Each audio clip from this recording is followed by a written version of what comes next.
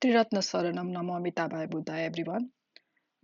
Let's start today's stanzas by praying homage to the lineage masters and the triple gems. As you all know that we have been going through the stanzas of the first chapter of the book named as Bodhicharya Avatara.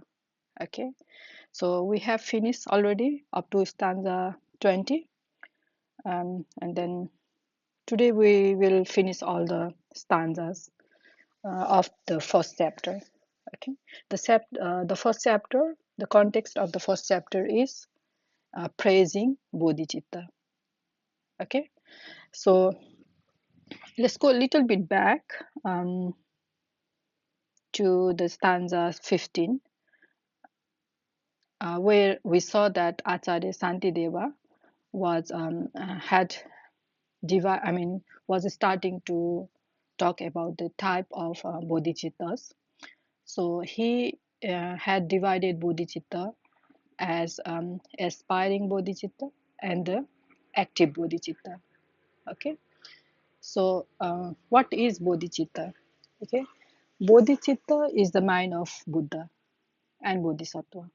Okay, so mind of Buddha is already perfected, but the mind of Bodhisattvas are in the process of, they are gathering, they have realized the emptiness non-conceptually. Bodhisattvas also have realized the emptiness non-conceptually, but they haven't got that merit a Buddha has.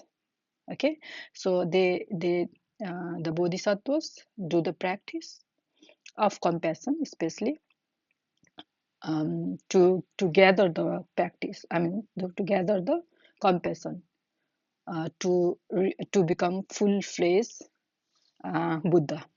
Okay, so bodhicitta is the mind of Buddha. Now, how is the mind of Buddha?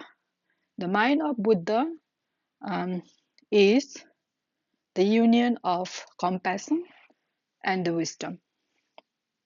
Okay, wisdom is none other than emptiness, realization of emptiness, realization of non-self, realization of impermanence, realization of impermanence, realization of non-self, realization of emptiness, which means everything external inside you as well as outside you are empty of inherent existence. Okay, or they are essenceless. There is no essence in within us as well as with outside of us. Okay, so this is the wisdom, and when this wisdom combines with the compassion non-dually and non-conceptually, then that mind is called bodhicitta or active bodhicitta.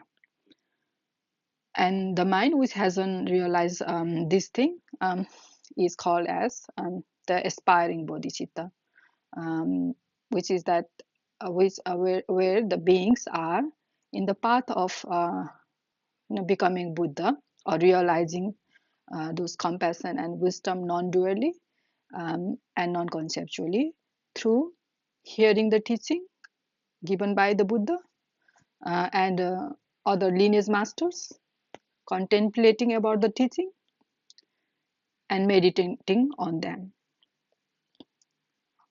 Okay, so this is how Acharya Santideva had, divided bodhicitta into aspiring bodhicitta and the active bodhicitta. So he said that whatever difference is seen between making the wish to go somewhere and walking, um, that same difference would be seen between bodhicitta or aspiring bodhicitta and active bodhicitta. That's how he differentiated bodhicitta in stanza 15 and 16. And Let's go to next stanza, which is 17 and 18. So in this stanza, 17, 18, and 19. Okay, so in this stanza, he was talking about the merit of aspiring bodhicitta and the active bodhicitta. Okay, and he says that aspiring bodhicittas also generate happiness in the world, but the unbroken or ceaseless merit that will be produced by the active bodhicitta is incomparable. So there is no comparison of the merits generated by the active bodhicitta compared to the uh, aspiring bodhicitta. Okay, so he says that whenever someone generates the mind, that it will um, free entire beings of these six realms. Okay, so imagine how many peoples are here. The beings in here are like the stars in the sky. Okay, so this mind has developed, generated the intention that it will free all the beings, as many as this there are stars in the sky, that many being it will free from the suffering. Then that mind, if someone holds generous that mind, then his or her merits,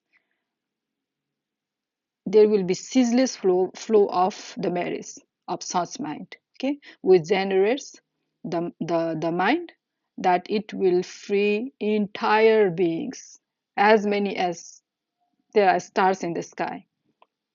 Okay, out of suffering. And then that mind's merit of that mind's doesn't cease. Okay, so here he is comparing the merit of the aspiring bodhicitta and main, active bodhicitta. Okay, now let's go to today's stanza. um, Here in stanza 21 and 22, he's comparing two different types of sufferings.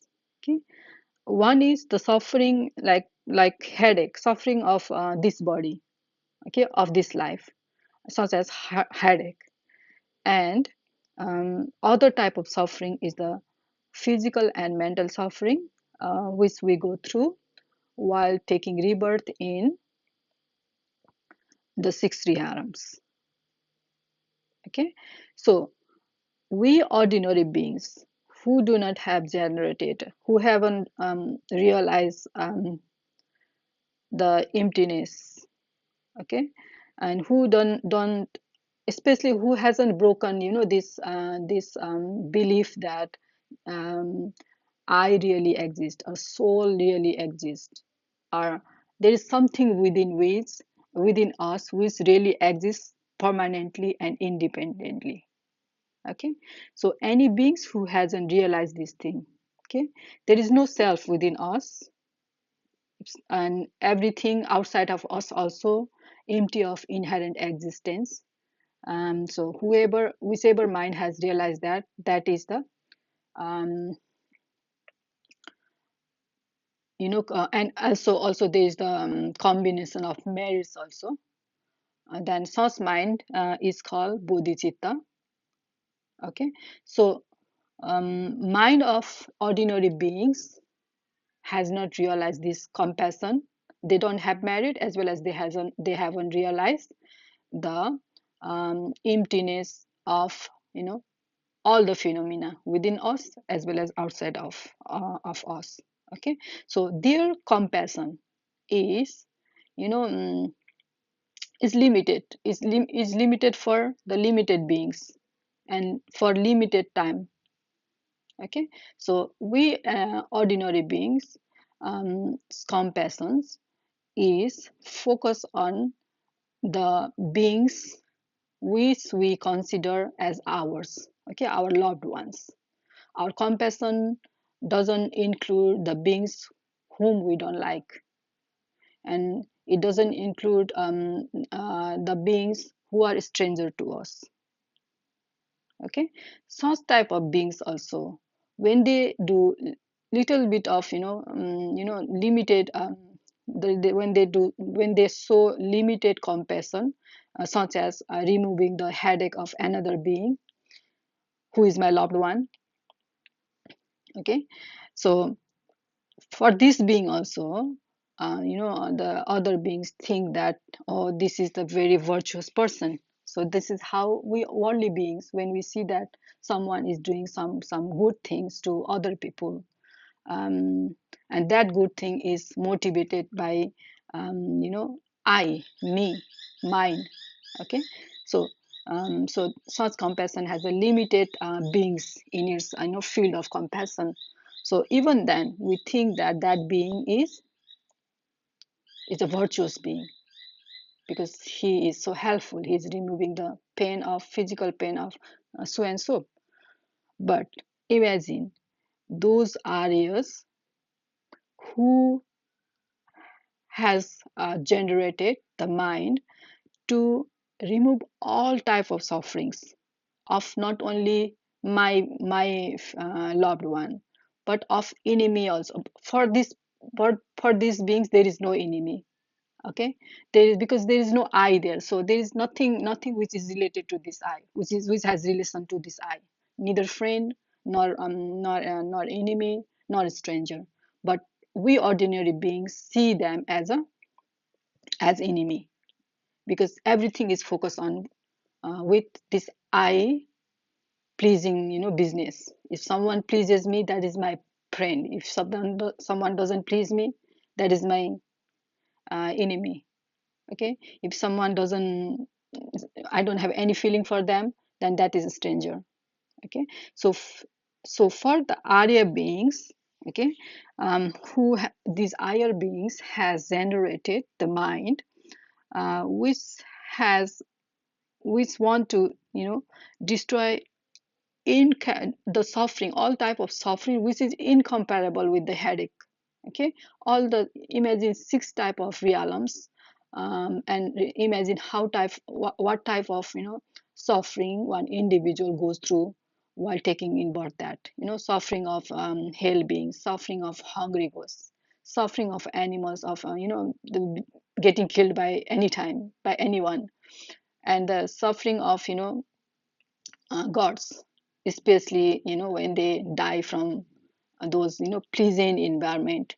And those are also, although the god realms looks like it is blissful, but at the time of death, that is also impermanent, that the god realm is also impermanent, and we also die from there. And the moment when we realize that, oh, this thing, whatever bliss I was going through, was impermanent, then that moment is really really painful for the gods also. Okay, so all the types of suffering an individual have to suffer while taking birth in this any of these six realms. So these Arya beings want to remove that suffering, as well as they want to um, you know give numerous, produce or bestow um, innumerable quality in each and every beings, not only my father, my son, or my daughter, or my loved one, my husband. Okay, they want to remove the suffering of each and every beings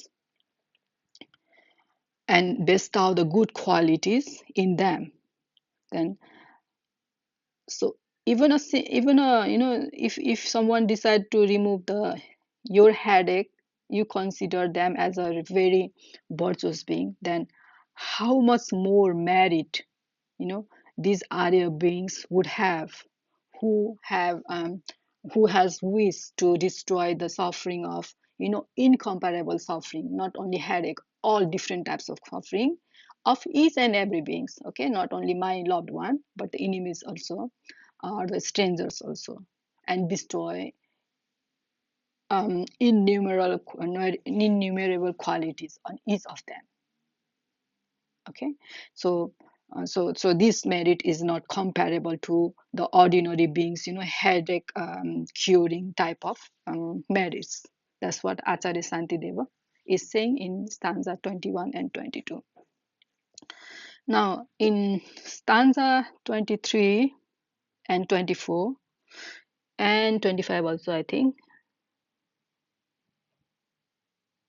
Okay, let's focus on 21, 21, 20, sorry, 22 and 20, sorry, 23 and 24. Okay, in these two stanza, Acharya Santideva is comparing bodhisattva and ordinary beings such as our dad moms, okay, or gods, worldly gods, who has taken refuge in the Buddha, Dharma, and Sangha, as well as sages, okay, ordinary sages who haven't taken refuge in uh, triple gems, as well as Brahmas, okay, whose mind belongs to the form and formless realms, okay, who hasn't realized the emptiness, okay, who hasn't generated the bodhicitta.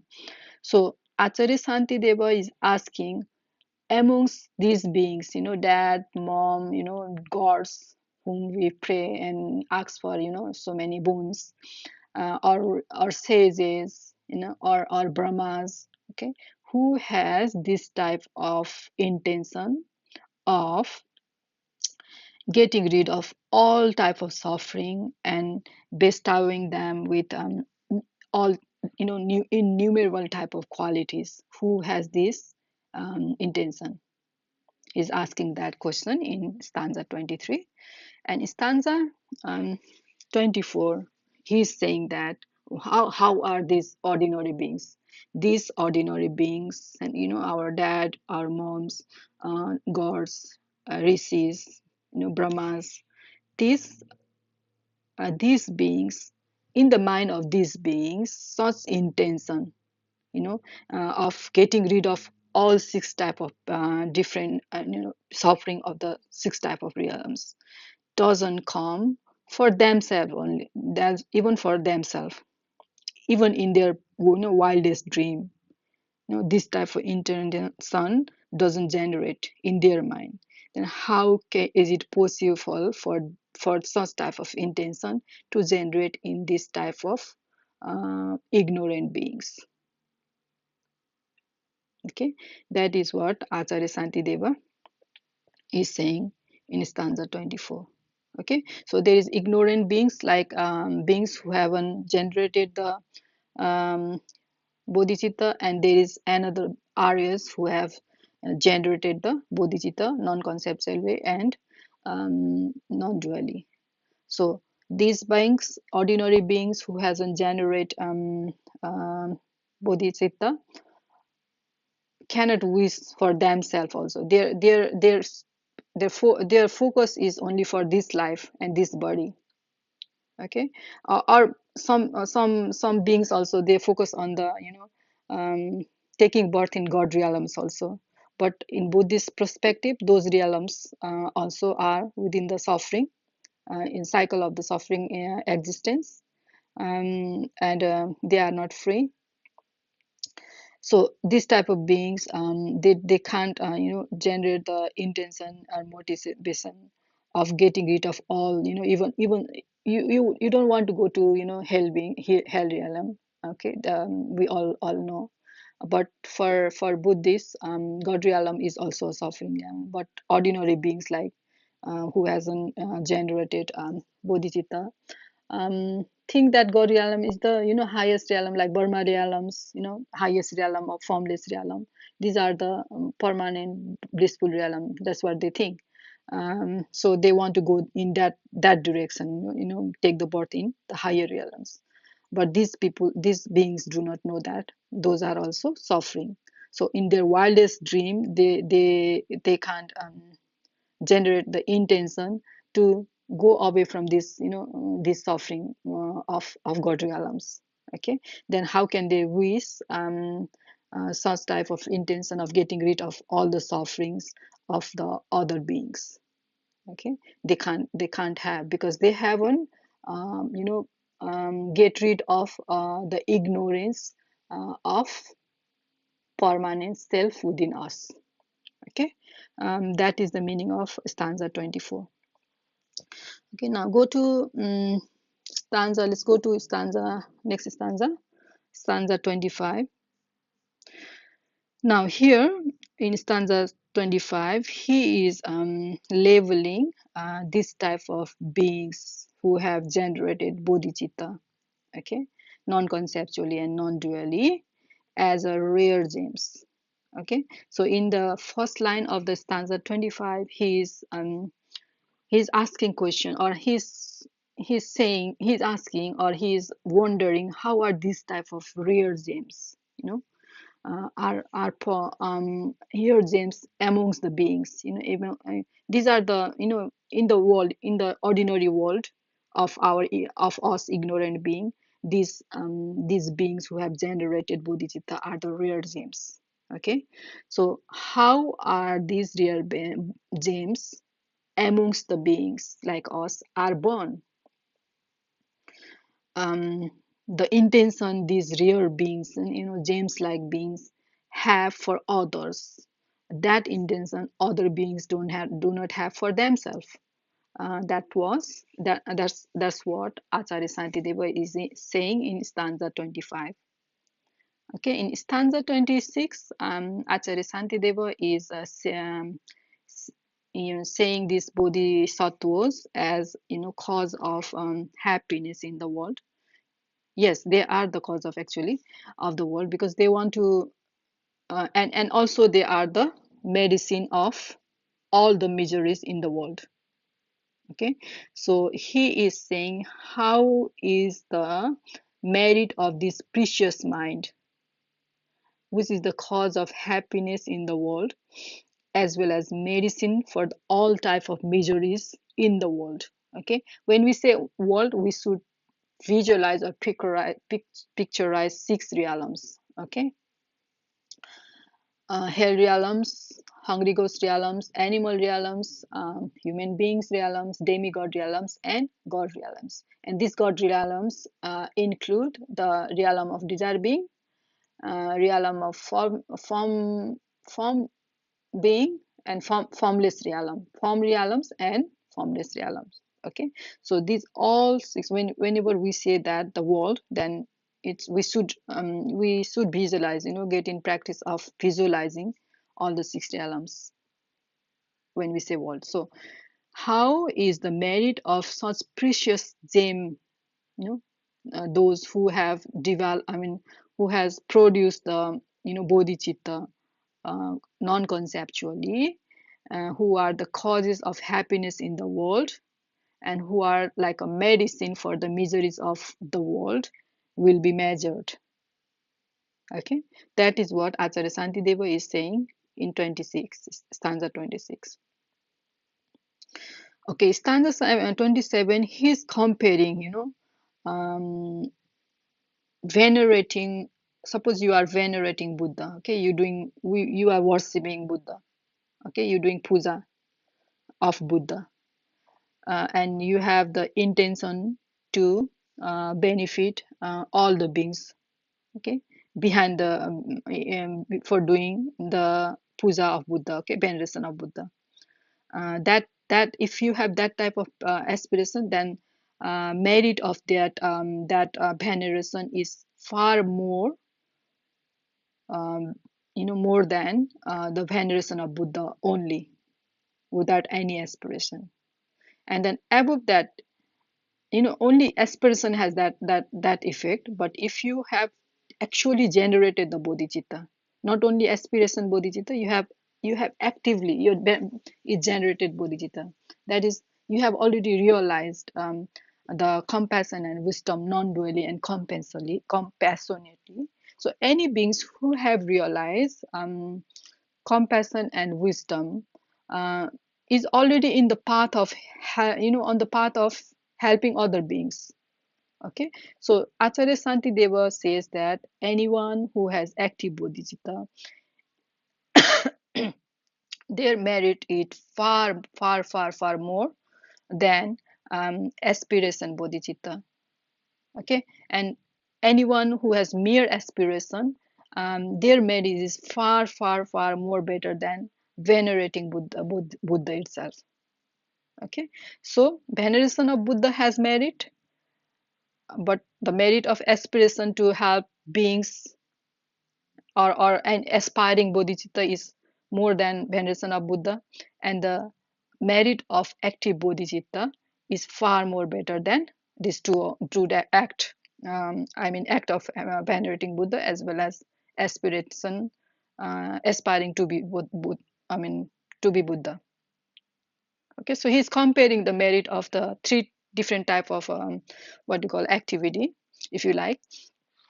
So there is a veneration of Buddha. There is generating the motivation to be Buddha, to help many beings, and the third one is the already generated bodhicitta.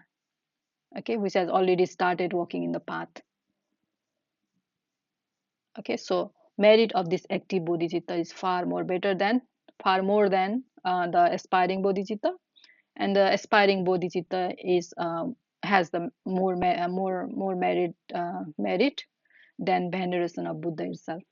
Okay, that's what Acharya Santideva is saying in stanza 27. Now come to stanza 28. It's the main. I like this stanza. It's the best stanza in this chapter, and it shows the reality of ordinary beings. We how we are. It says that we ordinary beings, we want to escape the suffering. We want to get rid of the suffering. We don't want suffering. We want happiness, but we wish that, but we run towards the suffering itself. So our wish is something, and then our action is something else. We don't want suffering, but we create the cause of suffering.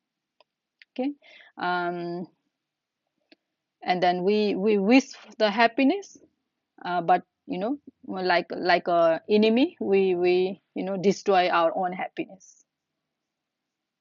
Okay, this is what he is saying um, in stanza 28. Now let's explain a little bit more about this stanza. This is really it shows the picture of our us, how we ignorant beings are. Okay, we ignorant beings believe put ourselves in the center of universe, and anyone who gives happiness to us are become our friends, you know and our loved one, and for that loved one, to make that loved one, or to make I mean to get that loved one, or to make that loved one happy, we do all sort of non-virtuous activity. We will um, we won't hesitate to um, what do you call to give hesitate to give pain to other beings, strangers and enemies, so that we give happiness to myself as well as those who we consider as mine.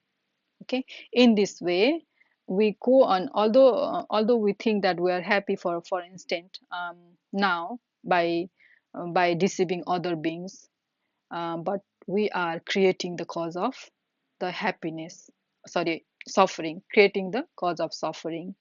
So which will lead us to um, you know uh, which will condition our mind, um, that will lead us to the lower suffering realms. Only why only because we want to make ourselves as well as our family happy.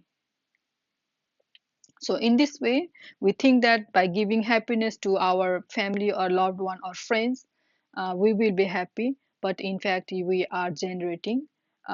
In doing so, we don't hesitate to hurt other beings, cheat other beings. Um, in this way, while cheating, you are conditioning your mind, and you are creating the cause of suffering. So in this way, you want to get rid of suffering by making other beings happy, but in fact you are running towards the suffering itself by conditioning your mind to become like we do, there are 10 virtuous deed, and opposite of that virtuous deed is 10 negative, non-virtuous deed. So in order to make ourselves happy, we don't have hesitate to kill another beings, okay, lie other beings. We do the next sexual misconducts, in the hope of that it will make us happy. We lie, we cheat, we divide beings. These all six type of, no sorry, 10 type of non-virtuous activity we do happily, in the hope that this will bring happiness to us, but in fact we are creating the cause of unhappiness for the future life. So that's what this stanza um, is saying. Okay, we want to be happy, our wish is to be happy, but like an enemy, we destroy our happiness ourselves, and we, in the hope of getting rid of suffering, we run to our suffering itself. That's what this stanza says. It goes like dukha meva vidhavanti dukha nisaranasaya sukhesaiva sammohat so sukham dhananti satruvat. Okay, this is really a beautiful stanza. Okay, um, let's go to next stanza, stanza 29. यस्तेषां सुखरङ्काणां पीडितानाम् अनेकश तृप्तिं सर्वसुखै कुर्या सर्वा पीडा सिनस्तित. So we are like that. Okay, we do all sort of non-virtuous activities through body, speech, and mind, and run to our suffering in the hope of getting pleasure or happiness. And for such type of beings, okay, the Arya beings, okay, make the wish that they will remove all the suffering of these ignorant beings, and they will satisfy this ignorance with all sort of happiness. As well as in the stanza 30 it says that um, they will remove the ignorance too of such ordinary beings who run behind the suffering in the hope of getting rid of suffering. So, uh, so in stanza 10, he says that how can you find, holy beings, such holy beings, and how can, what, where are such type of friends, okay, who thinks of removing all type of suffering from you, suffering of even six realms, okay, not only one realms, this realm, and also they want to give, to make you, to satisfy you with all type of happiness, and who wants to remove the ignorance too, that is making you, go through this cycle of, existence. Okay, so who can be like that noble person? Where do you find such type of friends, and what equals their merits? That is what Acharya Santideva is saying in stanza 30. Okay, in stanza 31, he says that if if you did a favor to someone, and if they return that favor, okay, so such type of beings are praised, okay, even though they are returning the favor.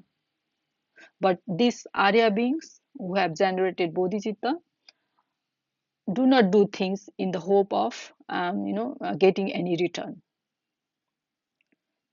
Okay, so that's what Acharya Santisa was saying in 31st stanza.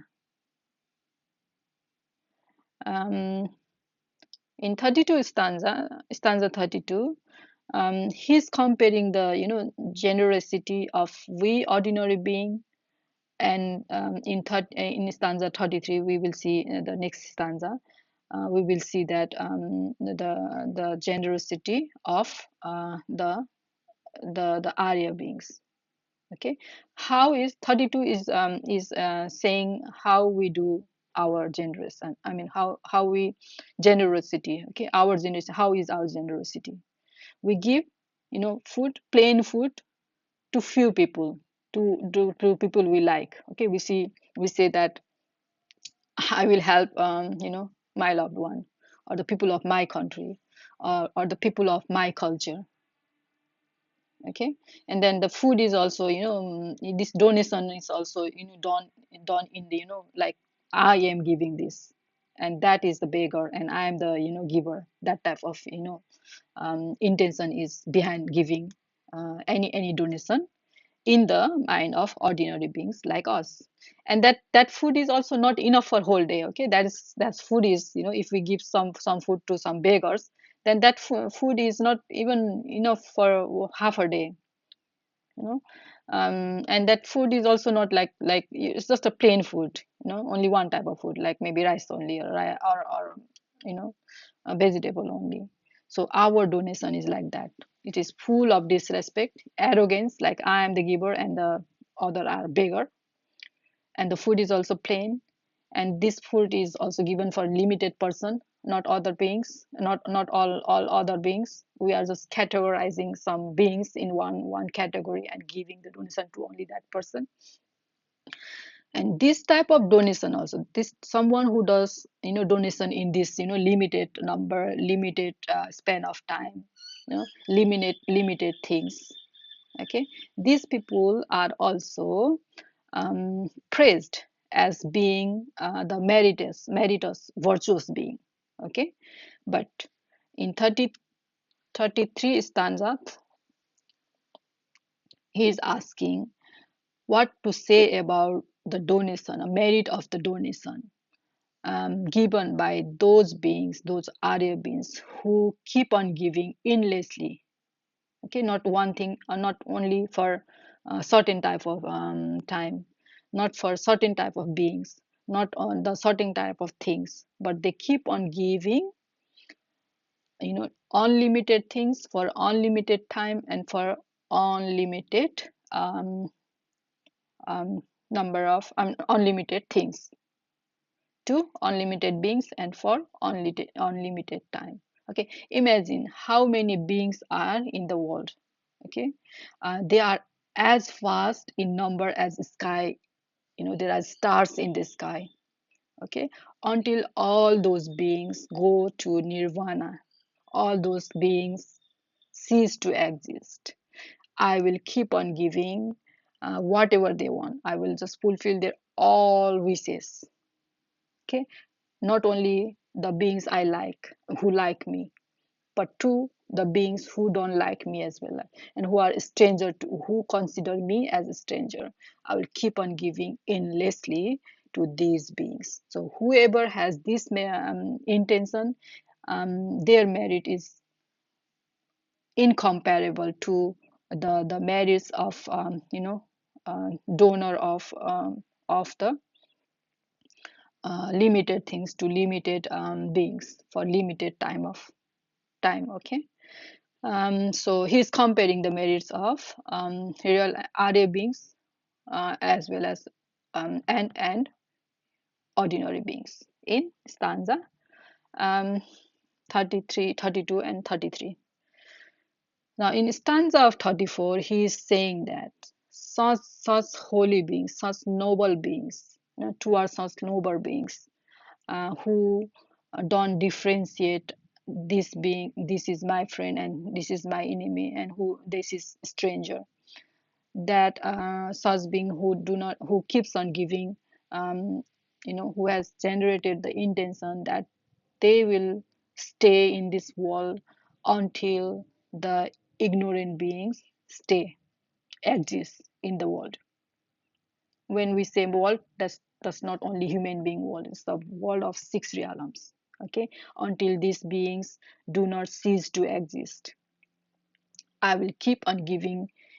I will keep on fulfilling each and every wish of this being for limitless time. Okay, so if anyone generates or produces malicious thought towards such beings, such benefactors, such field of refuge, such children of Buddhas, they will have to spend their life in hells for as many as eons as the duration of the malicious thought. That's what Acharya Santideva is saying in 34. And also, if your mind becomes very happy by seeing this type of beings, then result of that also produces far more happiness than the happiness, than the duration of the happiness, happy thought itself. That's what Acharya is saying in the first line of stanza 35. Okay, and it's in the second line it says that you should have committed really big, non-virtuous deed in the past.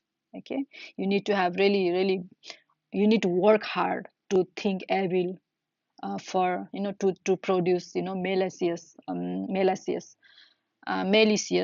thought towards bodhisattvas.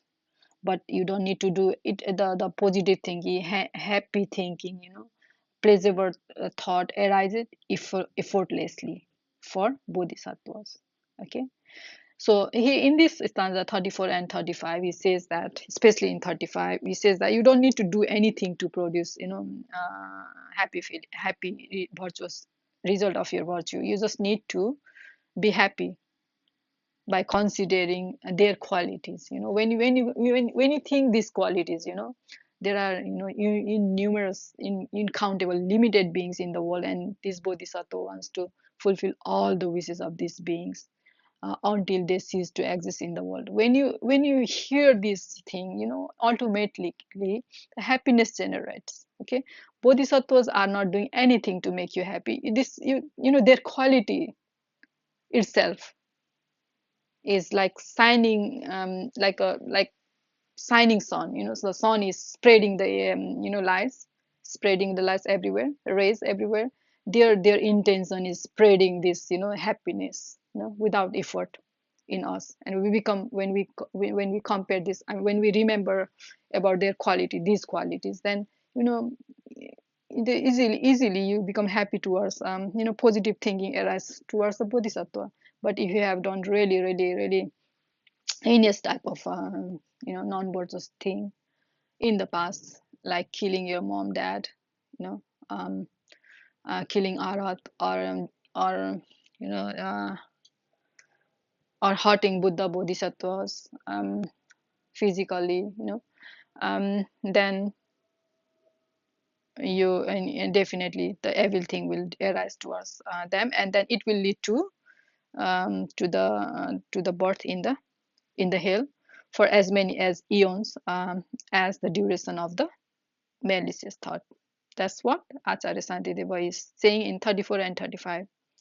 Okay, now in 36 is the last stanza, and in this stanza, he is ending this book, this first chapter, which is named as Bodhicitta Anusamsa, by paying homage, prostrating to that body in which this precious mind has generated.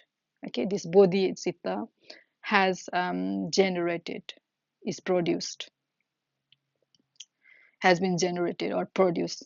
Okay, so he's saying tesam sarirani namaskaromi etroditam tadvara bodhicittam. Okay, I pay homage to that body in which this precious mind has arisen, and I take refuge um, in this source of happiness, which, even though mistreated, brings happiness.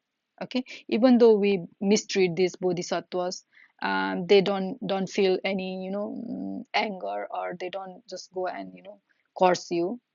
But that's what Acharya is saying in the last line of the last stanza.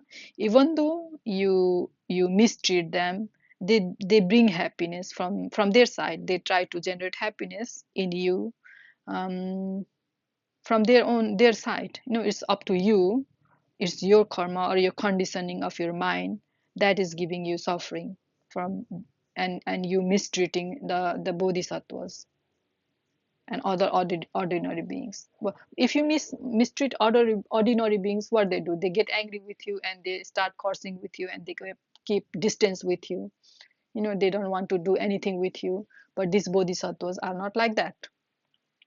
Okay, even though you mistreat them or you insult them, they will work on keep on bringing the happiness. They will keep on radiating that that rays of happiness in you, towards you.